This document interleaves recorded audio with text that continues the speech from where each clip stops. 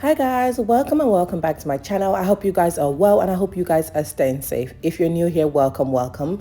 Please do well to hit the subscribe button if you haven't already. So I'm wearing this two-piece set and a lot of you requested for a tutorial. Luckily, I filmed the process of making the pants, and if you haven't seen that video, go ahead and watch it now. I've linked it in the iCards above and in the description box. However, the crop top, I didn't film the process and you guys really wanted to see it. So I went ahead to make a new one, and this is the new crop top as you can see it on my dress form, and I'm going to be showing you guys how to make this now. So if that's something you're interested in, go ahead and keep watching.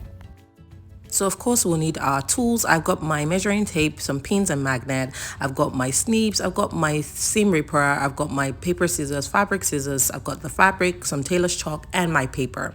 Go ahead and fold your paper into two to start. So just grab your pattern paper and fold it into two. This is not a pattern, but we're just going to go ahead and do this on the paper so that it's clear and I can, get rid of any confusions. At this point, guys, if you haven't subscribed, I am pleading with you, please go ahead and hit the subscribe button and share this to anyone who you think will benefit from seeing this video. Okay, so now to start off, we want to go ahead and draw the top line. So the top line is, just basically a line that you have from the top, and that would be our shoulder line or our starting point. So you basically want to start this about 1 inch from where the paper starts. Now from the top line, we're going to go ahead and draft or mark out our vertical measurement of the body. So the first vertical measurement that you want is the shoulder to bust point, and you want to go ahead and mark that. Now after marking the shoulder to bust point, the next one you want to go ahead and mark the empire length, which is your shoulder to under bust point, right? So the empire length is the vertical measurement that you take from the shoulder across the bust up until the empire or under bust point. So the under bust point is actually called the empire length. So now after marking all these points, you want to go ahead and square it out, which is basically draw a horizontal line so that we can actually label the lines. Now you want to go ahead and mark 2.5 inches above your bust point line, and that will be your armhole line. It's usually about 2 to 2.5 inches for most people. So at the end of the day, we will have 4 lines on the paper. So the first line you will have at the very top is the shoulder line, like I mentioned. The last line you will have at the very end is the empire length, right? And then the other lines you have is your armhole line and your bust point line. So starting from the top, shoulder line, armhole line, bust point line, and of course the empire length, which is the under bust line. Now let's start with the shoulder line. So from the shoulder line, depending on the neckline you want, you can go for a round neck or a battue neck. I went for a battue neck, so I went with a neck width of 5 inches, and then I went with a neck depth of 2 inches. I changed this at the end of the day, but I went with 2 inches initially. Now to do your battue neck, one important thing is you want to make sure that you start off a bit straight. So you don't want to start off with a curve or a sharp curve. You want to go in a bit straight, which is what I went with a ruler, and then you want to go in with another ruler and then kind of like smoothing this out with a curve. I don't know if you guys can notice I initially messed this up, but I went ahead to redeem myself, right? So like I said, it's important you start straight and then you curve it out as well. Now after doing the neckline, I'm happy with it. The next thing to do is to mark your back body length, and I know that I use a lot of centimeters, and that's because with pattern making I take my measurements in centimeters and then convert to inches. If you're wondering how do I convert centimeters to inches, go ahead and watch the video I've linked in iCard above. So what I've marked now is the back body length or the back measurement, and I marked that on the shoulder line as well as on the armhole line. Now one thing you'll notice is on the armhole line, it's not exactly the same, it's slightly smaller, and that's because of your armhole and the way the body is shaped. It actually goes in a little bit. So after marking those lines, you want to go ahead and draw your armhole curve, right? So draw the armhole curve. The difference between the shoulder, the back measurement on the shoulder and on the armhole line is only about a 1/4 of an inch. So after you mark that, you want to go ahead and draw in the armhole curve. Now at the armhole curve part, you want to go ahead and drop it down by 1/2 inch, and then you want to go ahead and connect that to the neckline, and this will give us the shoulder slant. So let's go ahead and move on to marking the other measurements. You want to mark the horizontal measurements. Now on the armhole line, you want to mark 1/4 of your bust measurement plus 1 centimeter in this case for ease, not for sewing allowance, just ease, right? So 1/4 of the bust measurement plus 1 centimeter for ease. If you're using inches, you can use 1/4 of an inch for your ease. Now after doing that, you want to mark a straight line, and the reason why it's straight is so that you can easily wear the crop top and take it off, right? So you want to go ahead and mark all of that. Now after all our points have been marked, I'm going to use a blue marker to mark the back neckline, just because the back neckline should be slightly higher for this battue crop top, right? So I went ahead to mark 1.5 inches for my back neckline, and then using the blue marker, I'm going to go ahead and connect this back to the neck width so that I have my back neckline. And again, it's going to be a similar one. It was at this point I decided to drop my front neckline a little bit by 1/2 inch. So I went ahead to redraw the front neckline. So if you're wondering why there are 3 lines, I kind of did the front one again, and then I had the back neckline as well. So go ahead and label the lines. We have the armhole, we have the bust, and then we have the empire. Those are all the lines that I have. And of course, the top one is the shoulder, but we're going to cut it off, so there's no need to label it. So now the next thing I'm doing is adding my sewing allowances. Around the neckline, the sewing allowance is 1/2 inch.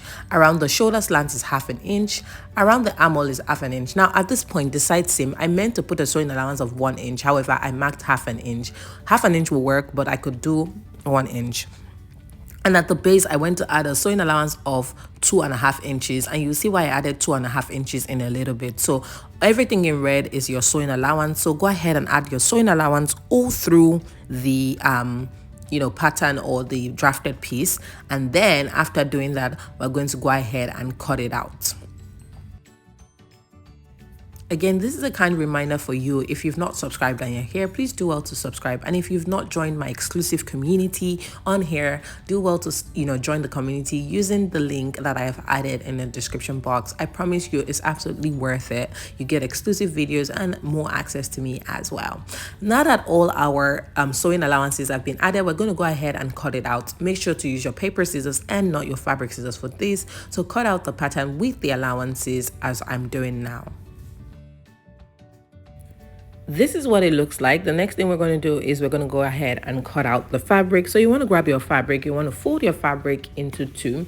And one thing is good here, because I'm going to show you guys how I cut the front and the back at the same time. So you want to get your fabric, you want to find the wrong and the right side so that you can tell the difference easily. And then you want to fold your fabric into 2 and then fold it over one more time. Now when you're folding it over, one thing you'll notice is I have the folded edge against the unfolded edge, and the unfolded edge is going to serve as the back, and we need that allowance because of the back opening. Whether you want to add a zipper or an hook and eye or whatever you want to add, that back opening is important. So go ahead and pin this in place. As you can see, the way it's been pinned. And then what we're going to do is we're going to go ahead and add, remember I said I wanted to add 1 inch to the side seam. I'm going to go ahead and add 1 inch for the back. So all of this one I'm doing at the moment is the back piece, and then another 1/2 inch on the side seam because I only added 1/2 inch to the paper. Now after doing this, I'm going to go ahead and cut. For the rest of the parts, we've added the allowances already, so no need to add any other thing. So you notice that only that back piece, and that's like so that you can have like somewhere to add the hook and eye. And also the side seam, because I wanted to add a little bit, which is an extra 1/2 inch. But after that, everything else is exactly the same as we have on paper. So go ahead and cut out the paper, and you've actually cut out the front and back piece at the same time. If you're wondering how do I cut out the back neckline, well, really watch, it's really easy. So at the moment, the neckline we've cut is for the back. So what I'm going to do is mark where the front neckline starts with allowance, right? If you notice, I took it 1/2 inch above, and then I went ahead to cut out the front neckline, right? Unpin your paper, and this is what it looks like all done. Now the next thing to do is to cut a lining piece, because I'm going to be lining the crop top. It's not fully lined, like I'm not lining the sleeve, but I am lining like the entire like bodice of it, right? So when I did the actual one that I wore, I lined the bodice. Now for the crop top, you want to go ahead and mark 1/2 inch allowance from the empire line. So you're cutting off 2 inches, and then we're going to go ahead and use that pattern. The reason I'm doing this is because I want the Ankara to fold over to the inside of the crop top, and that's a neat way to finish your crop top. So go ahead and place the pattern that has now been reduced in length on the lining, and then you want to repeat the same thing. So around the center back, you want to go ahead and add 1 inch, and then we're going to go ahead and add 1/2 inch around the side seam. Remember that 1 inch at the center back is only for us to have a fastener at the back, right? And if you notice the way it's folded, it's not on the center front fold, it's literally on the 2 pieces that are left for the center back, right? So just note how I kind of did this, and then you can repeat the exact same thing. So again, you want to go ahead and cut it out, which is what I've done. And after cutting it out, at the moment the back is perfect. What we need to do is reshape the front neckline. Now to avoid any confusions for the front neckline, this time I'm going to take it out totally. Make sure it's well folded, and I'm going to place the Ankara piece on the lining. You'll notice instantly that the Ankara lining is shorter in length, so make sure you align it properly using the armhole and the slant as alignment, and then reduce the neckline as you should. Now this is what the pieces look like. It's time for us to start sewing. We're going to start with the front piece, which is the easiest one to work with, and you're going to mark your wrong side of your Ankara fabric. In this case, it's really easy to tell because of the edge that I have, right, the factory edge or the self edge that I have. So go ahead and place the lining on the Ankara with the right sides facing each other, and then you want to go ahead and pin the neckline as shown. Make sure that it's equally pinned, and you'll be sewing that on 1/2 inch. Now again, you'll notice that the lining is shorter, so pull it towards you and then pin the bottom together as well on 1/2 inch. You'll be sewing it together on 1/2 inch sewing allowance. Let's go over to the sewing machine and sew. I'm using my Janome HD9 Professional heavy duty machine, and guys, this thing lives up to this expectation. It's actually heavy duty. I've used this for denim, I've used this for like tweed, I've used this for all kinds of fabrics, and it works. Lace, beaded lace, you know, the whole shebang, and this is like well worth it. So go ahead and sew the neckline on 1/2 inch first, and of course you want to go ahead and do the bottom as well. At this point I ran out of like some thread in my bobbin, so I went ahead to use the automatic bobbin spooling thing to add some thread onto it, and it just like a button, it just does the work for you. So again, go ahead and continue sewing, and make sure, guys, if you haven't been changing your needles after every project, this is your sign to change your needle now. Change that needle. Okay, so after sewing the neckline, the next thing you want to do is you want to go ahead and notch the neckline all around. Make sure you notch it, and this is a really important step. Make sure you notch it all around because this allows the neckline to flow. Remember that the fabric is not cut on the bias, so just so that you can have that ease around the neckline is really important. So we're going to go ahead and start sewing the base. This is the base part, so you want to go ahead and sew the base all through on 1/2 inch, and make sure you take out your pins before it gets to the part that you're sewing, and put it on your magnet.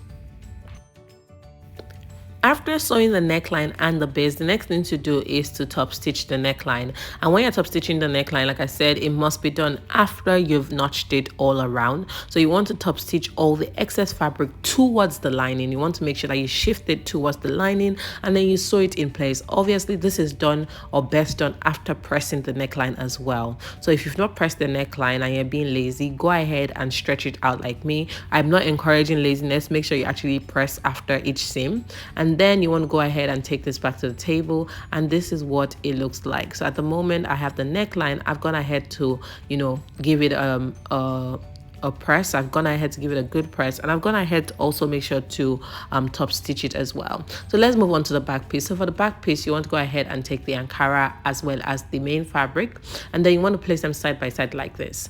Now from the top, you want to go ahead and mark 6 or 7 inches depending on you. I'm marking 7 inches on both the Ankara and the main fabric, and from that 7 inches mark, you want to mark 1 inch all the way down on both the Ankara and main fabric. We're going to sew that 1 inch all the way down from that 7 inches mark, so not from the top but from the 7 inches mark, and you have this kind of opening. Place the lining on top of the Ankara so that the right sides are facing each other, and we're going to go ahead and pin the neckline in place. So again, when you're pinning the neckline, it's important to check that the right sides of both fabrics are facing each other and you're actually pinning on the wrong side, right? And then after doing that, you want to go ahead and sew the neckline in place. Now for this one, it's important that you do the sewing first before you do the base. After sewing, make sure to notch and top stitch. I didn't show the process now because I've shown it before, so make sure you notch and top stitch. Now we're going to flip it over to the wrong side again, and we're going to go ahead and do the base this time. When you're doing the base, it's important that you open the seams that you have at the base of the lining and the main fabric and hold it in place with pins, and then you're going to pin your way to the exterior or to the edge of the fabric. So we start in the middle where we have the joining, just to make sure it aligns, and then we're going to pin from the middle point towards the edge of the fabric at the base, right? And what we're doing is making sure that they're you know, that the lining pulls over the Ankara. You want to sew that by 1/2 inch, and after sewing, this is what it looks like. One thing you'll see is that we still have the opening at the top, the 7 inches opening that we still have that. Now we want to start from the neckline. While your neckline is properly pressed, you want to go ahead and pin that opening while still on the wrong side. So now it gets a bit awkward because you're working on the wrong side and there's a little bit of sewing, so it gets a bit awkward. But like I said, pin that opening gently, right, on the wrong side, and then go ahead and sew it on 1 inch. This time you're doing the lining to the fabric, right? You're not doing it separately. You're not doing lining and lining. You're doing lining to the fabric on the wrong side. And you're starting from the neckline up onto that 7-inch mark only.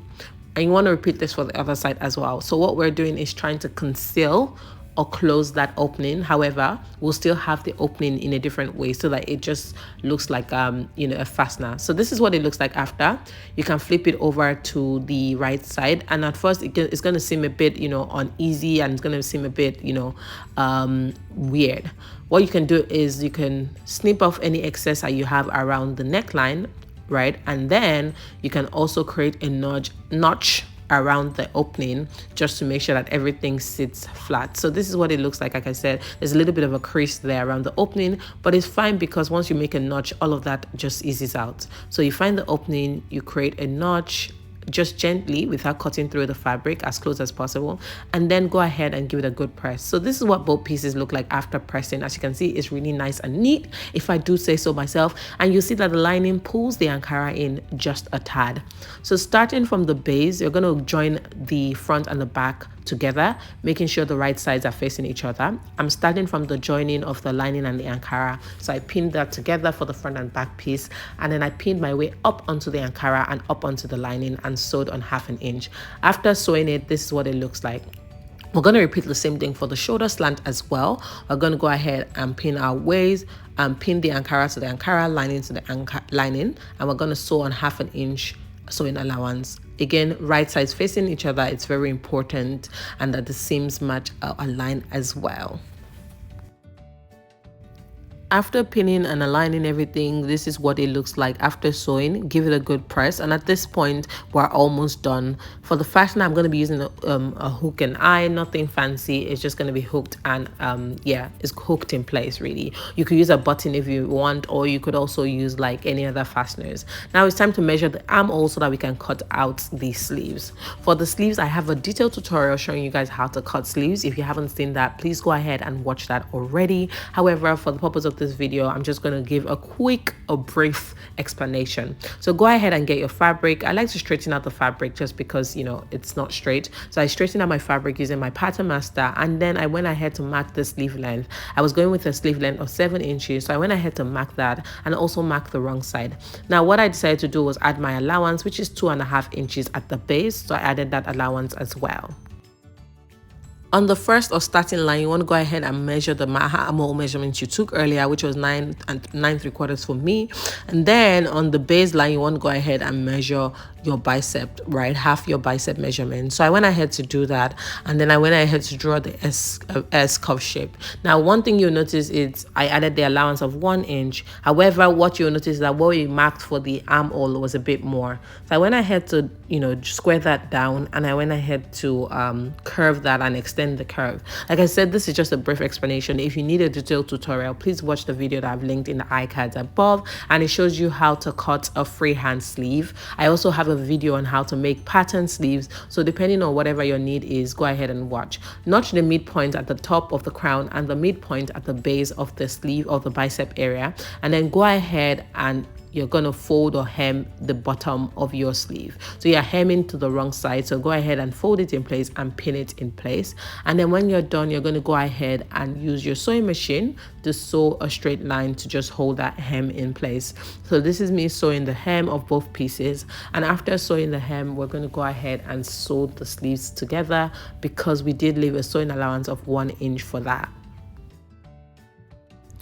Repeat the process for both sleeves, and now this is what they look like. I went ahead to overlock the edges so that my outfit is actually neat, because up until now everything has been concealed. It's looking like a very neat crop top, and I wanted to keep that neatness as well.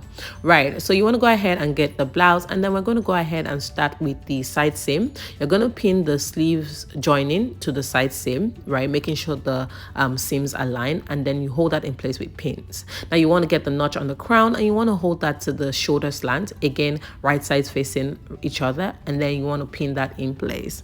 And after doing that, we're going to go ahead and pin the rest of the sleeve to the rest of the armhole. One thing you might notice is that your sleeve is actually slightly bigger than the armhole, but that's fine. We do something called easing it in. So you're going to go ahead and pin it in place with the excess being spread evenly across the armhole, right? So what you have is you're easing the sleeve into the armhole because the sleeve is actually bigger. And this method is actually the best way for making sleeves because it allows you a bit of freedom to move your arms around. Carefully pin your sleeves into the armhole as I'm doing. Like I said, once you start with the crown and the side seam, it's easier to ease it in. And after doing that, this is what you have. Go ahead and sew it on 1/2 inch sewing allowance. Now for easy to avoid any confusion, I'm going to go ahead and repeat the process. So from the side seam, you want to pin it in place again, and then after pinning that in place and making sure the seams align, the side seam align, you want to go ahead and pin the notch at the crown to the shoulder slant or shoulder seam, right? After doing that, you want to go ahead and then ease the rest of the sleeves in, and once that has been done, you can go ahead and sew it in place on 1/2 inch sewing allowance, which is what we left.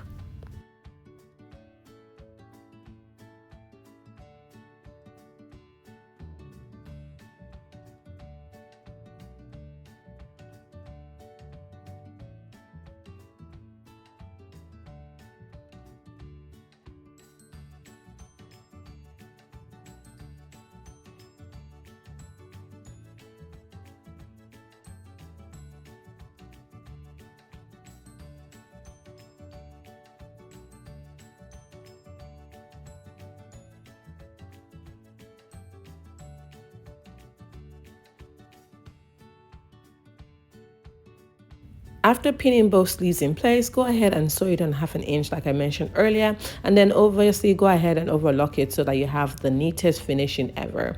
This is what it looks like. Give the blouse a good ironing, and guys, this is the end result.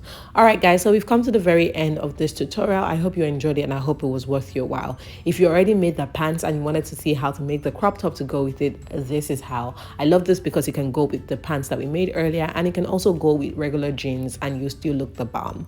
All right guys, thank you so much for sticking with me to the very end. If you haven't subscribed, please do well to hit the subscribe, and I will catch you guys same time next week. Don't forget to use your hook and eye for the fastener because I just held this in place with a pin. However, because I was being lazy, I will sort it out after, but this is what the end looks like. Thank you guys, and I'll catch you next week. Bye.